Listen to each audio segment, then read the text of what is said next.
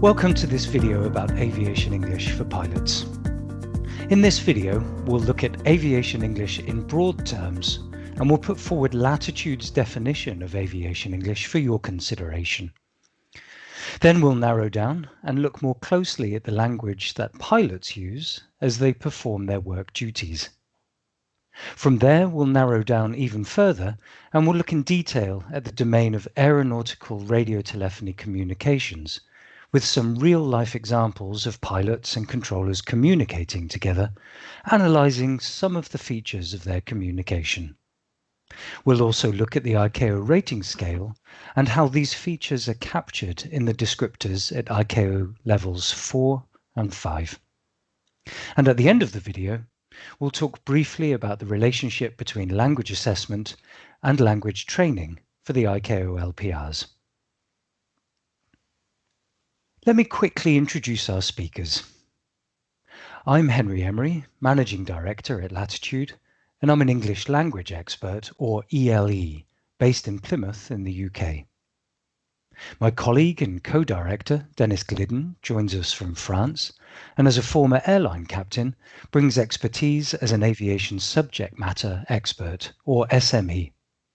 And Latitude's academic manager, Andrea Howard, also joins us from France and brings expertise in both English language and air traffic control. Okay, let's start by looking at the big picture. We can say that language use is governed by three things. Firstly, who is talking to who? The relationship between the interlocutors has a strong influence on the nature of the language they use. Secondly, how they are communicating. When we speak on the telephone, it's different to when we write an email. And when we speak face-to-face, it's different to when we speak on the radio. So the medium of communication also has a powerful effect on the language we use. Finally, we need to look at the purpose of communication. Are we sharing a general update, or are we passing on important specific information? Are we teaching someone to do something, or are we giving our opinions on a challenging issue? Are we telling a story, or managing a disagreement? The reasons why we are communicating also have a strong influence on the language we use. Looking at the aviation industry then, the same is true. English is commonly used all over the world by different people within the industry, using different media for different purposes. Looking at spoken aviation English, it may be a university professor giving a lecture about aerodynamics to undergraduate students in a lecture theatre. It may be the Secretary General of the International Civil Aviation Organization giving a keynote address to the United Nations. It could be a meteorological agency giving a pre-duty weather briefing to air traffic controllers. Or it might be a flight attendant doing a pre-flight safety briefing to passengers in an aircraft cabin. And it may include a discussion between aircraft maintenance personnel as they organize their work tasks. Let's look at written aviation English. Written aviation English includes safety bulletins and reports, regulatory documentation and guidance, training manuals, articles from industry magazines and journals, and it includes social media posts. And for pilots, it includes technical documents such as the Quick Reference Handbook, aeronautical charts, and documents such as NOTAMs. So we can see that the term aviation English is very broad and covers a huge variety of people, media, and purposes. We offer the following definition of aviation English for your consideration. Aviation English is any work-related language, written or spoken, which is exchanged between people who work in the aviation industry and other people who also work in aviation, are involved with aviation research and education, are training to enter the aviation industry, and/or make use of aviation services. We use the term Aviation English at Latitude to help us define our company, but the term is so broad that it's not really very helpful. Yes, it tells us that it's to do with aviation, but it doesn't give us any information about the who, the how, and the why, which is so important in understanding the way language is used. To help us focus on the professional roles of our learners and test takers, to make sure that we address their needs and objectives, we have to go much deeper. It would be great to know what you think of our definition. So to recap, we can take the English language very broadly and we can place aviation English inside, specifying each of the functions of this amazing international industry, this feat of global cooperation that we call civil aviation.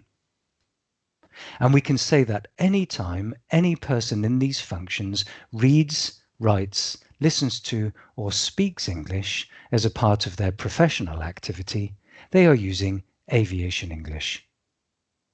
Now it's time to go a little deeper and to focus on flight crew, and I'm going to hand you over to Dennis.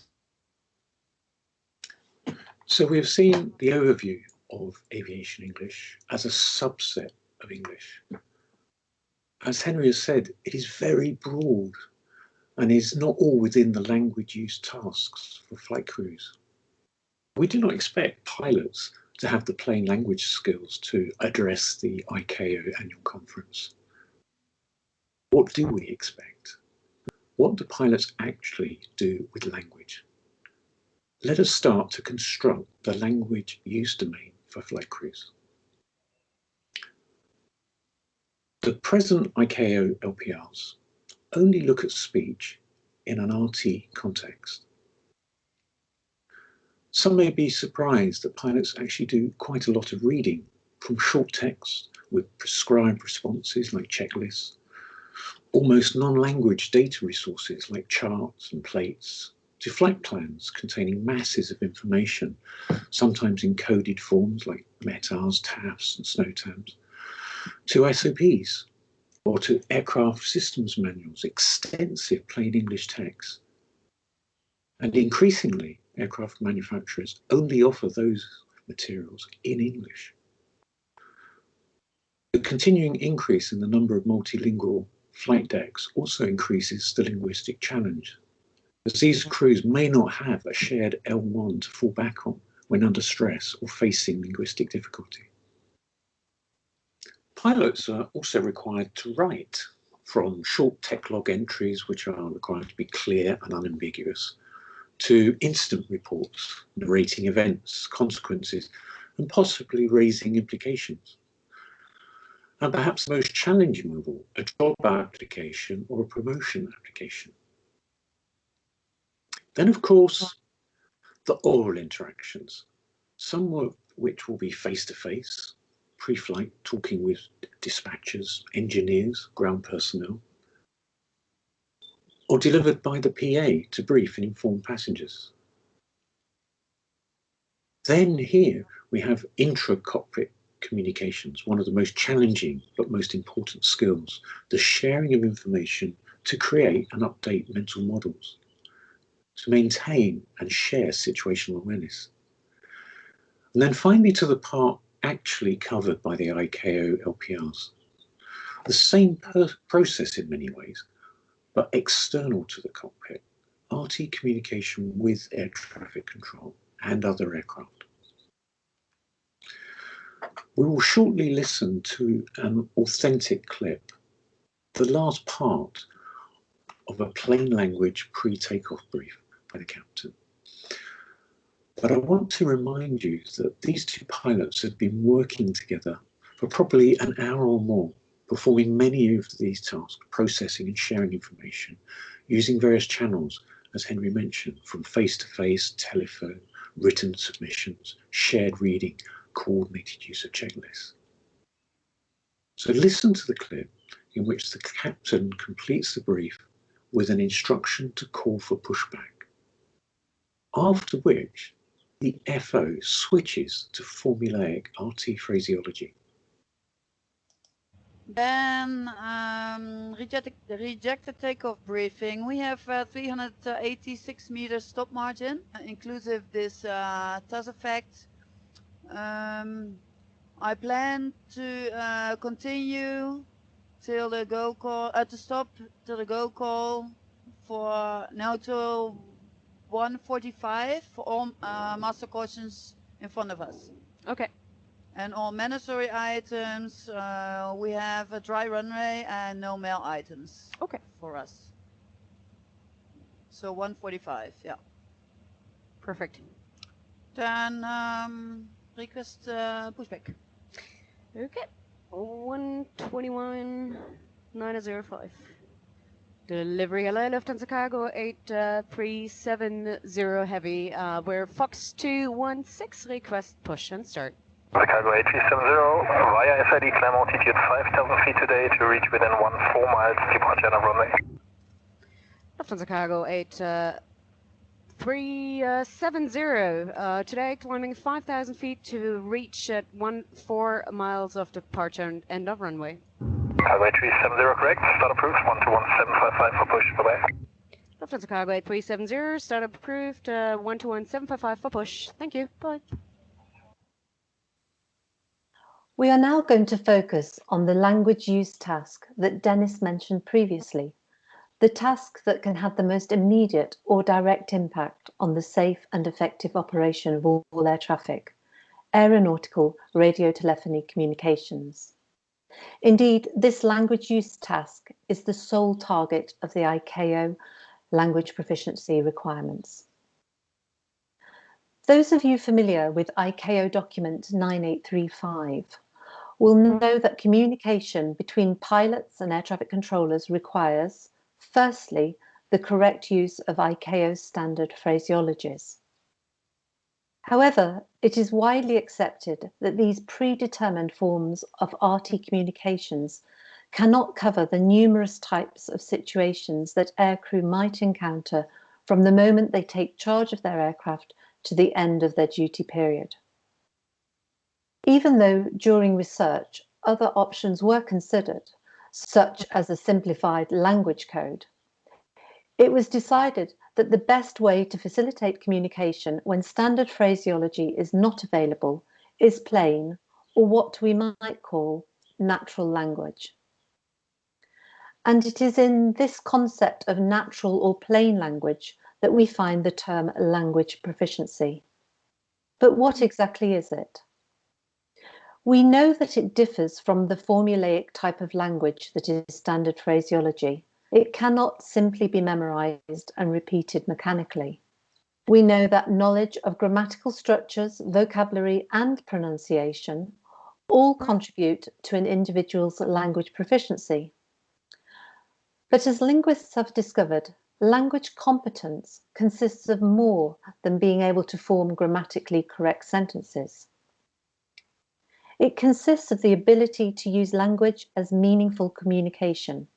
This is true for both native and non-native speakers of English. To try and illustrate the idea of language competence, I would like to use an analogy.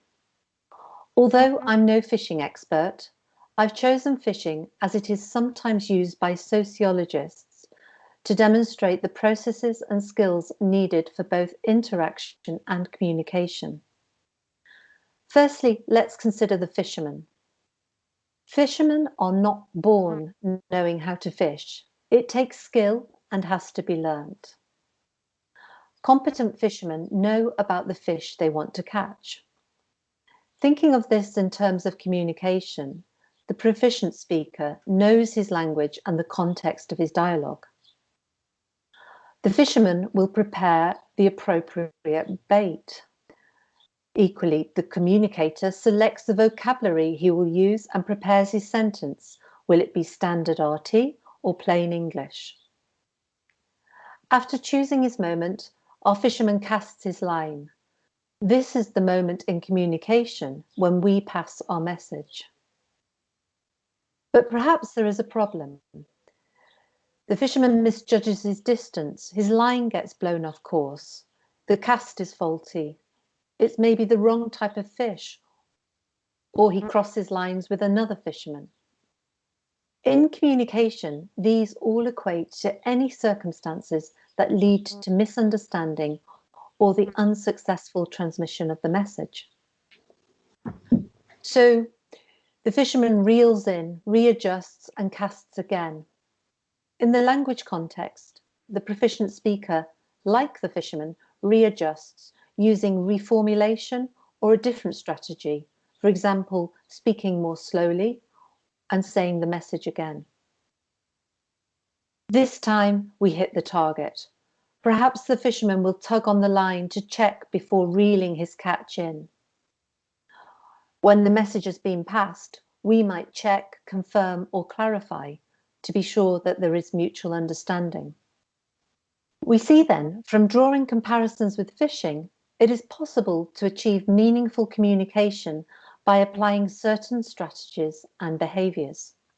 However, in the context of aviation, it is only by deconstructing the target language use domain, that is to say, RT communications between pilots and controllers, that we can spot specific areas where we can predict the language proficiency, which allows the language user to communicate clearly on the radio. In other words, by analysing actual exchanges between pilots and air traffic controllers.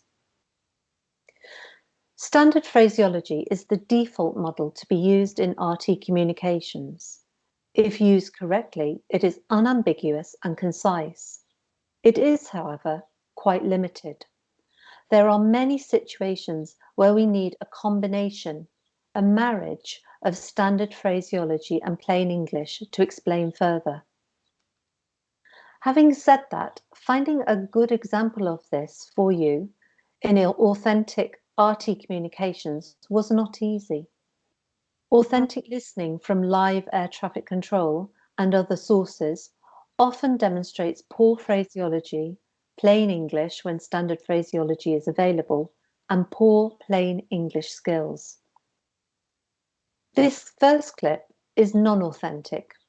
We created it at Latitude for training purposes. There are advantages to creating your own material. You can adapt it for lower level learners. You can ensure that the target language is addressed in the dialogue and that it teaches good practices. But it should always be done with SME and ELE input and not at the complete exclusion of real life listening. Tower, Regal 25 Foxtrot. Sorry, the cabin's not ready. Someone's got out of their seat. We need a few minutes holding at CR4. 25 Foxtrot, understood. That's a pity. Hold Sierra 4. You will now be after the heavy. Expect 3 minutes for wake vortex. Holding CR4, 25 Foxtrot. You can hear in the clip that the pilot uses plain English to offer an explanation for the delay, and the controller interacts naturally, but both return to standard phraseology for the important holding instruction. The next extract illustrates relationship management. Air traffic control is offering a service, but also has to keep safety uppermost in his mind. The pilot equally has objectives: fuel consumption, arrival times to respect, and of course the safety of his aircraft. Naturally, these different agendas will result in negotiation, relationship management, and at times the ability to be assertive when the negotiations are not going smoothly. The controller in this example manages the pilot's frustration with respect, but he is firm with his instructions. Cam 671. 671, go. Okay, it's only 390 available as an alternative on track Charlie. 37 and 38 are both available on track Delta. Advise your preference. Kilo 671, we understand, but I think I will file a report about this. This is not going the way our clearance is, and I also think this is not the way you cleared the other aircraft. Cam 671, okay, we can speak about this afterwards, but I do need to assure separation at the moment, sir. I need 4 minutes at least behind the North Shuttle, which there isn't going to be at the moment. So we need to find an alternative. So advise your preference for an alternative, please.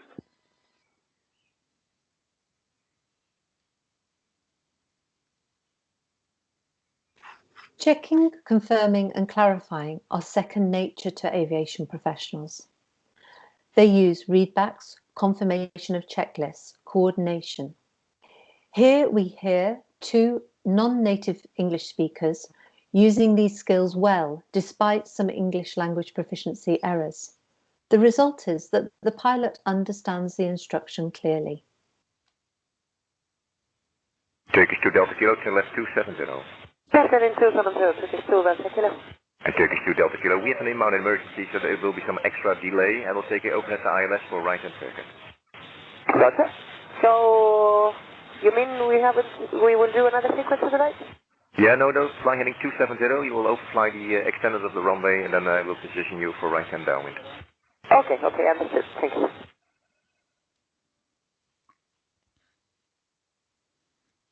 In this example, we're going to hear a pilot explaining a problem to an air traffic controller. What's interesting is that the pilot paraphrases the problem. He says the problem twice in two different ways. Let's listen.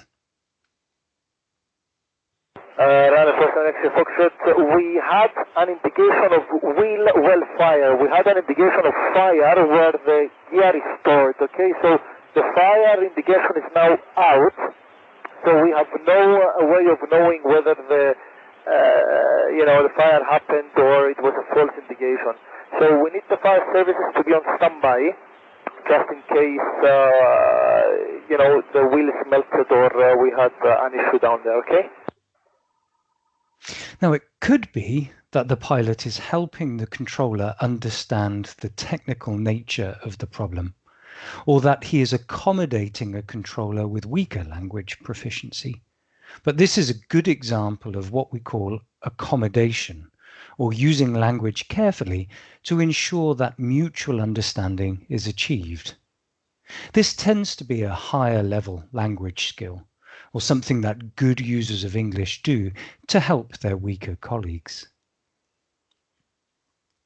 Also in this transmission, we can see the pilot doing some other things with language. For example, he is sharing the crew's mental model of the problem, and very importantly, he's describing the implications. In other words, explaining what they need as a result of the problem.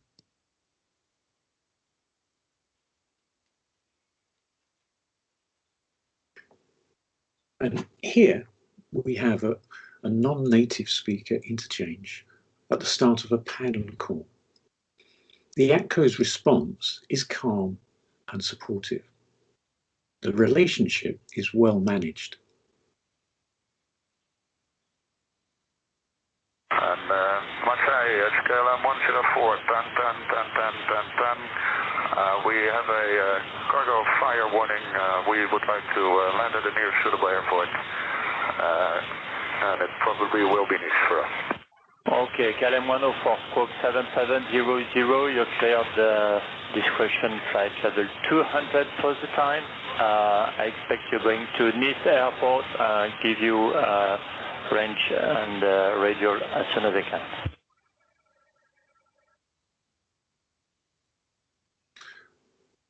This clip also shows the stating of needs and probable action. The ATCO confirms his understanding and offers future support. Attached to the same incident, but with another aircraft, this transmission often confuses listeners. Here we have a native speaker using excessive politeness and plain language, which masks the message. This is an example of a lack of concision. Flight level 100, hold over by Uniform Sierra. We're going to reduce our speed and also EG68 Whiskey Hotel. I know you won't have much information yet, but do you know how long before the KLM is expected to land? How could he have asked his question?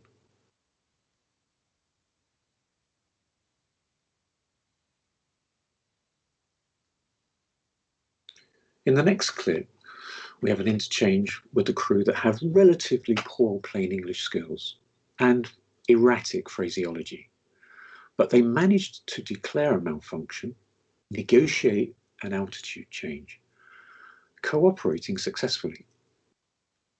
We have a flap system fault request maintain a lower level for malfunction handling, China 7344. What level would you prefer to maintain? I can maintain 6,000 first, advise later. 344, maintain 6,000. Maintain 6,000, China 7344.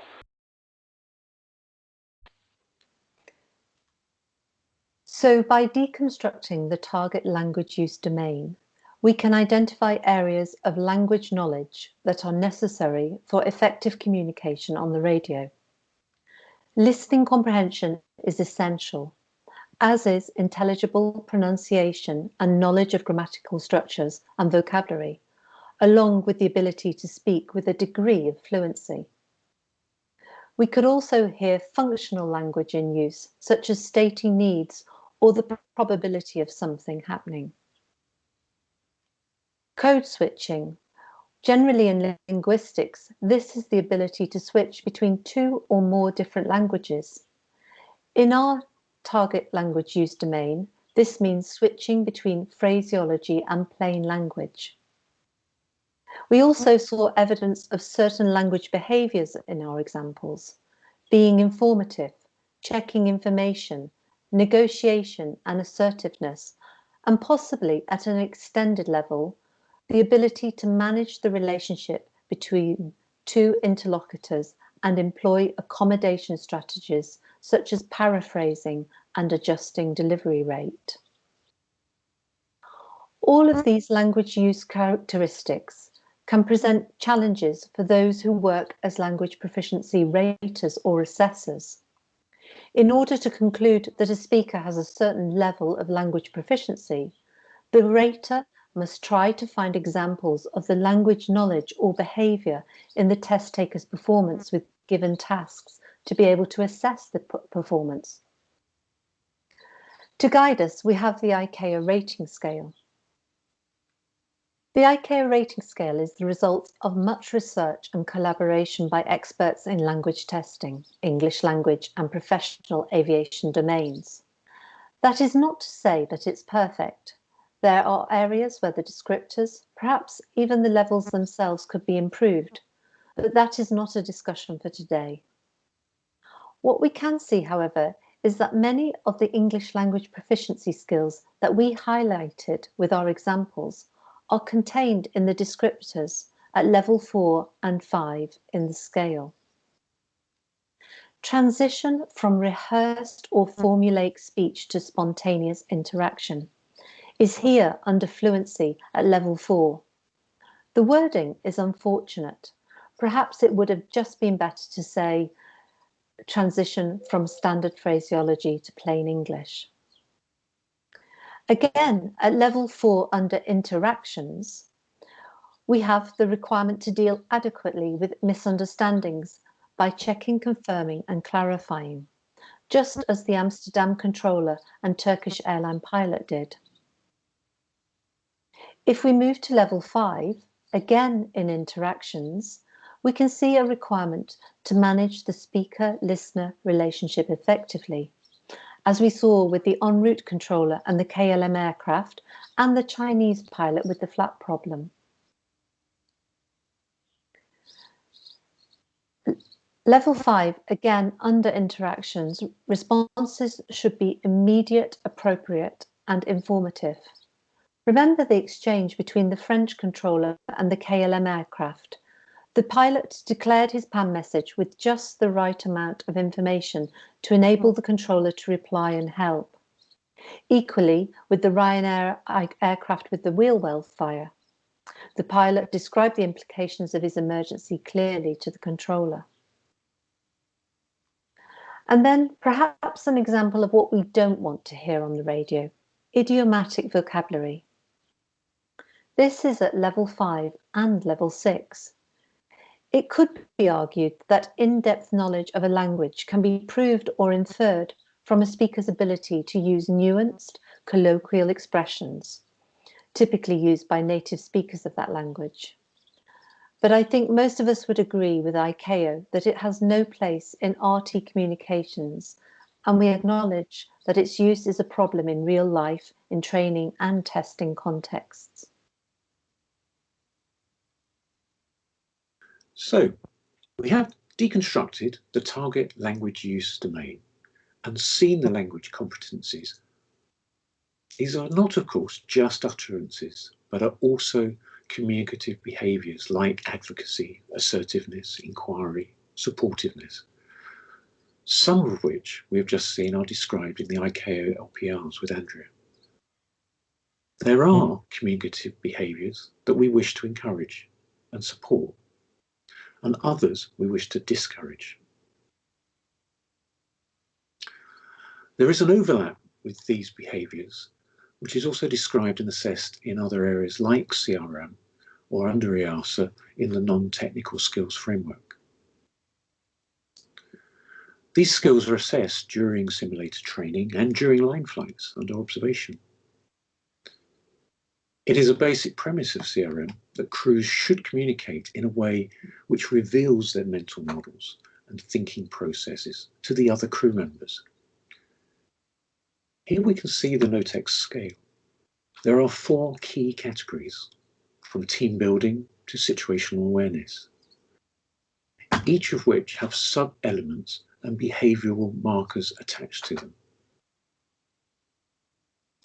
It perhaps seems initially odd that communication is not listed as a separate key category.